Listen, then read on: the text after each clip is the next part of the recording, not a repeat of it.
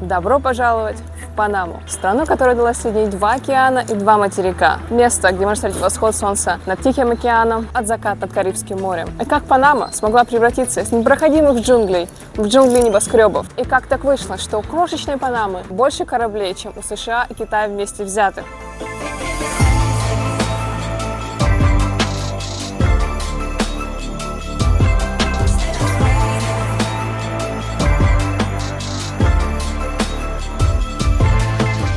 Панама – это такой крошечный мостик, соединяющий Северную и Южную Америку. С одной стороны, она граничит с Колумбией, а с другой стороны – с Коста-Рикой. Панама – это единственное место, где можно встретить рассвет солнца над Тихим океаном, а заход солнца над Карибским морем. На определенных высотах можно видеть два океана одновременно. Самая узкая часть Центральной Америки находится здесь, в Панаме. Это 48 километров в Панамском перешейке. В списке стран по площади Панама находится между Чехией и Сьерра-Леоном, располагаясь на 116 месте. Панама аж в 227 раз меньше по площади, чем Россия. Сейчас мы находимся в Панаме. Да, столица Панамы тоже называется Панама. Но для ясности ее называют Панама-Сити или Сьюдад-де-Панама. И, кстати, это не единственный город с таким названием. Во Флориде есть своя Панама-Сити.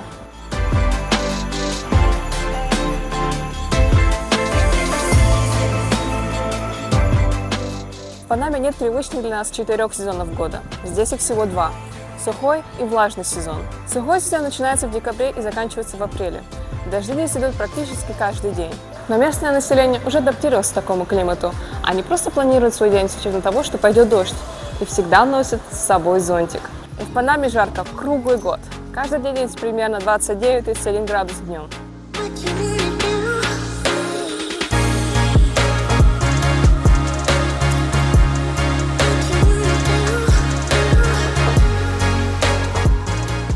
Вам не придется менять доллары, потому что здесь используют бумажные американские доллары и местные монеты Бальбоа. Puente de los Americas, или по-русски «Мост двух Америк». С этой стороны находится Южная Америка, а с другой стороны моста уже находится Северная Америка. А еще с этой стороны находится Тихий океан, а вон там уже начинается Панамский канал. Этот мост строили Соединенные Штаты с 1959 года по 1961 год. А почему Соединенные Штаты? А потому что территория, прилегающая к Панамскому каналу, принадлежала тоже Соединенным Штатам. То есть это было что-то вроде такого маленького государства внутри государства. Под флагом Панамы сейчас ходит примерно около 8600 кораблей. Для сравнения, у Соединенных Штатов 3400 кораблей, а у Китая, не больше 3700 кораблей. На самом деле, большинство кораблей под флагом Панамы принадлежат иностранцам, которые хотят избежать строгих требований к мореплавателям в их родных странах. Флаг Панамы позволяет очень легко зарегистрировать свои суда, часто в режиме онлайн. Также иностранных владельцев не заставляют платить подоходный налог.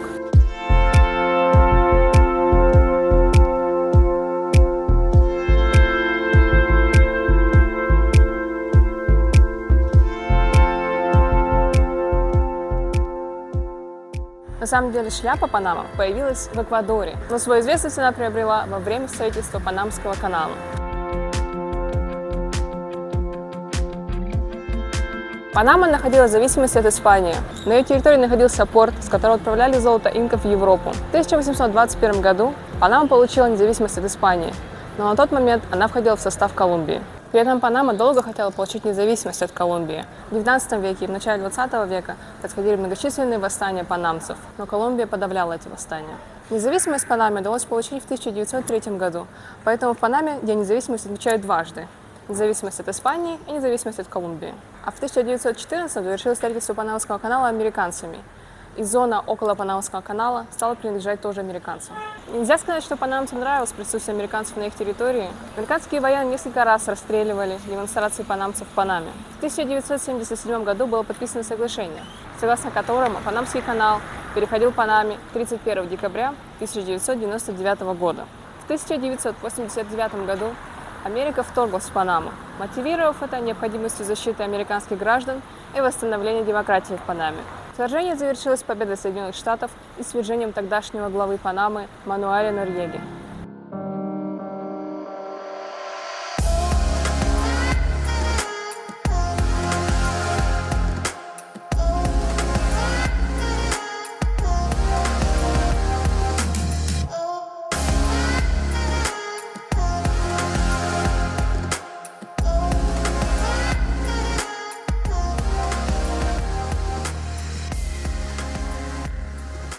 $3.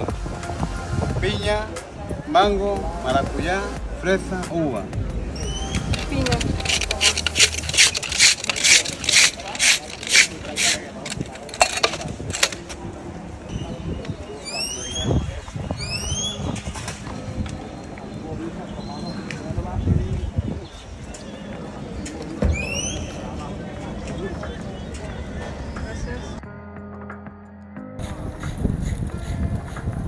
На вкус как ананас.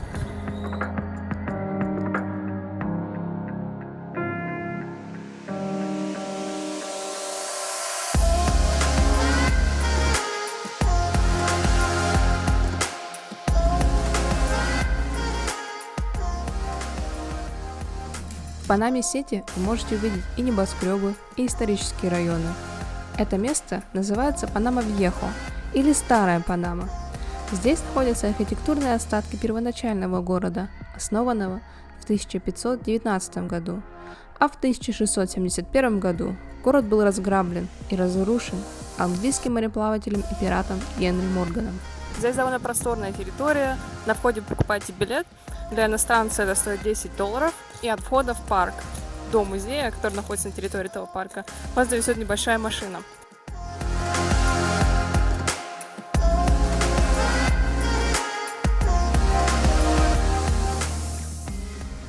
Этот район называется Каско-Вьехо.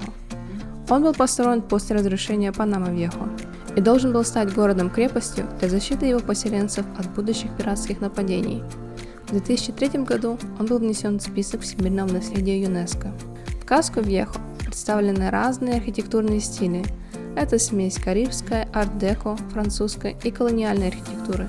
Также здесь находится много католических зданий.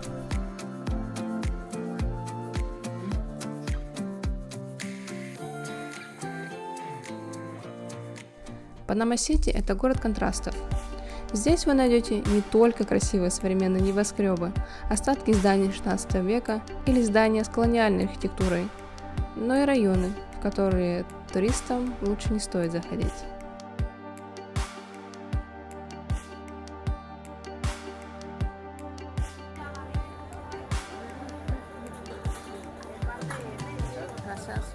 I was hoping he would put the sausage from the oven, but put a different sausage. You like it? Is it like an American hot dog? Not quite. В Панаме существует общественный транспорт, который представлен автобусами и метро. Но если вы когда-либо были в Европе, то общественный транспорт в Панаме вас вряд ли впечатлит. На местных остановках нет никаких знаков, то есть вы приходите на остановку и как бы непонятно, на ту ли остановку вы пришли. Также на остановках нет расписания движения автобусов. Остановки здесь разбросаны на большом расстоянии. Так, например, мне, чтобы добраться до языковой школы, нужно ехать на автобусе, минут 10, если не станешь в пробку, конечно. И еще идти пешком минут 20, а проезд на автобусе стоит 25 центов.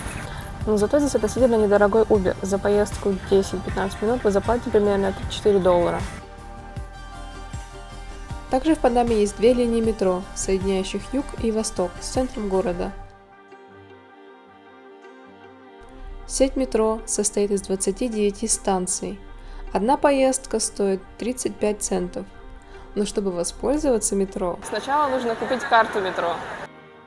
Карта стоит $2. Этой же картой можно расплачиваться и за автобус.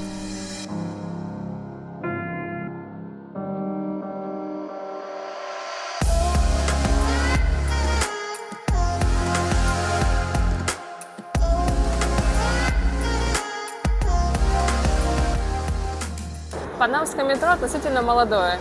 Закончили его строить в 2014 году.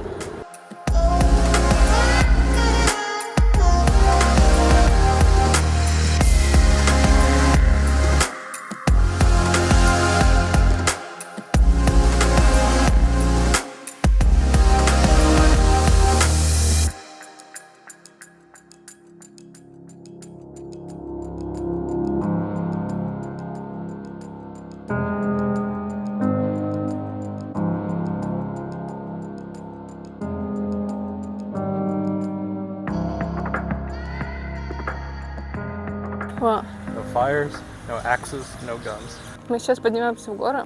Это тут должен открыться очень красивый вид на город.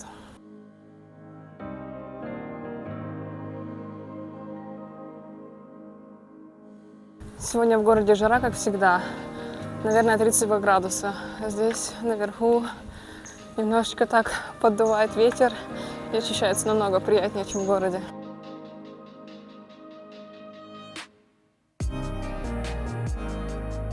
Здесь просто весь лес кишит разными животными. Я постоянно слышу каких-то шуршащих животных, но не всегда их вижу.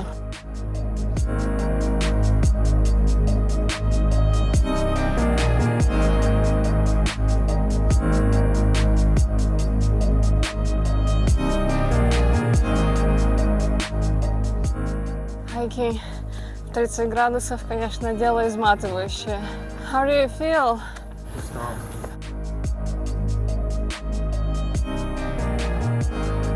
Примерно полчаса ходьбы, и мы на месте.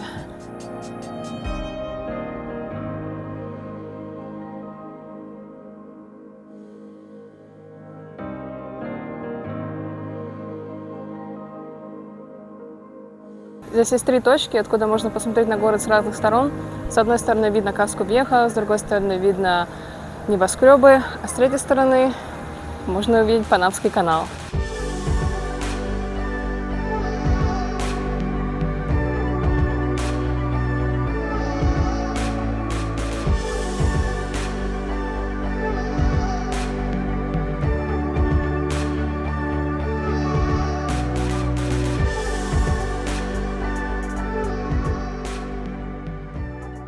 Экономика Панамы сильно зависит от Панамского канала. Он, кстати, входит в список инженерных чудес света. Давайте представим, сейчас на дворе 19 век, и нам нужно добраться отсюда сюда и отсюда сюда. Решение может казаться простым. Нам нужно прорубить щель где-нибудь вот здесь. Но на самом деле не все так просто. В конце 19 века француз Фернан де Лепис, тот самый, который возглавлял строительство Суэцкого канала, решил построить канал здесь, в Панаме. Но проблемой было то, что Панама – это не ровная пустыня, как Египет. Панама – это непроходимые джунгли. Изначально его идеей было строительство канала на уровне моря, что впоследствии выяснится, было большой ошибкой. Итак, в 1879 году было создано акционерное общество и началось строительство Панамского канала французами. Во время строительства Панамского канала Фернанд находился во Франции. Когда он приехал, чтобы проверить, как идут работы, он был просто шокирован. Рабочие умирали каждый день, но помимо распространяющихся болезней, сами работы шли вообще не так, не по плану. Когда Фернанд приезжал сюда несколько лет назад, был сухой сезон, а сейчас в Панаме сезон дождей. Рабочие прокопают огромный путь, а потом дождем всю эту грязь смывало обратно. Через 8 лет пришлось отказаться от идеи строительства бесшлюзового канала, но средства к тому времени уже были растрачены, главным образом, на подкуп газет и членов парламента. И только лишь треть бюджета была потрачена на производство работ. К 1888 году было потрачено $300 миллионов на строительство канала, что почти в 2 раза больше, чем предполагалось. А выполнена была только лишь треть работ. Причинами стали неправильный проект строительства канала на уровне моря, низкая организация и руководство работ, и невозможно справиться с такими болезнями, как малярия и лихорадка. Итак, французы забросили свой проект, который впоследствии продолжат американцы. Американцы тоже мечтали построить свой канал, и даже в 1899 году Сенат выделил 115 миллионов на строительство канала. Только канал американцы собирались строить Никарагуа. Там есть озеро, поэтому копать пришлось бы поменьше. Но план изменился благодаря Филиппу Жану Бюно-Бария, французскому инженеру и инвестору. Он обратился к Сенату и сказал: там, где вы собираетесь строить канал, находится вулкан. И он даже разослал всем марки с изображением вулкана. Вы знаете что? Это сработало. Американцы передумали строить канал в Никарагуа. Филипп предложил американцам купить французское оборудование и продолжить строительство канала там, где остановились французы. Но тут возникло одно «но». На тот момент Панама входила в состав Колумбии. И для того, чтобы провернуть сделку, нужно было получить разрешение Колумбии. Но Колумбия отказала США, так как контракт Колумбии с французами истекал через год. А по его условиям, если канал не заработает, то все возведенные сооружения переходили к Колумбии безвозмездно. Филипп и Жан обратился к панамскому народу и предложил им отделиться от Колумбии. Он организовал и возглавил сепаратистское движение. В 1903 году он при прямом вмешательстве флота США осуществил отделение Панамы от Колумбии. Филипп и Жан стал послом Республики Панамы в США и подписал договор Хеа-Бюно-Бария, согласно которому панамские земли переходили к США для строительства Панамского канала. Теоретически договор был заключен между Панамой и США, а практически договор был заключен между США и Филиппом Жаном. По договору 1903 года США получили вечное владение зоной земли и земли под водой для сооружения, поддержания, эксплуатации и установления санитарного порядка и защиты канала. К сооружению США приступили в 1904 году. Американцы продолжили там, где остановились французы, но на этот раз они решили строить канал со шлюзами, для чего пришлось затопить огромные территории в Панаме. Все эти острова когда-то были на самом деле горами. И для того, чтобы построить Панама-канал, все это пришлось затопить. И теперь эти горы стали островами. Также американцы стали транспортировать грязь, чтобы во время дождя эта грязь не смывалась обратно. Американцы предприняли действия, чтобы остановить распространение лихорадки. И через 10 лет через Панамский канал прошло первое судно. На строительство канала потребовалось 10 лет, 400 миллионов долларов и 70 тысяч рабочих, из которых, по оценке американцев, умерло 5600 человек.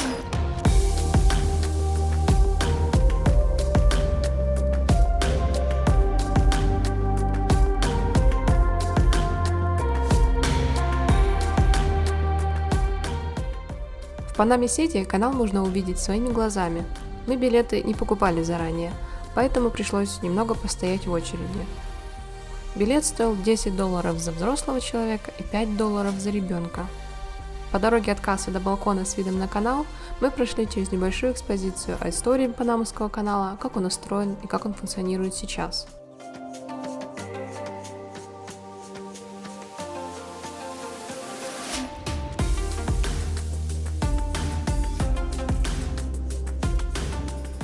Когда мы туда пришли, там уже была куча народу, поэтому куда-то втиснуться и что-то увидеть было трудно.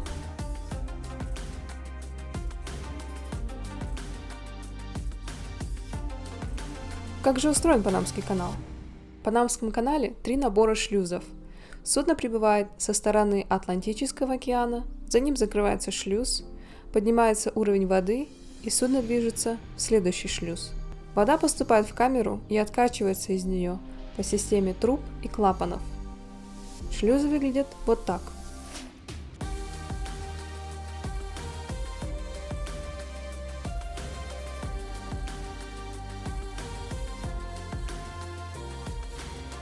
Специальные электровозы с обеих сторон шлюза используются для того, чтобы суда входили в шлюз в правильном положении и не меняли его на протяжении всего пути. В среднем судно платит $180 тысяч, чтобы пройти через канал.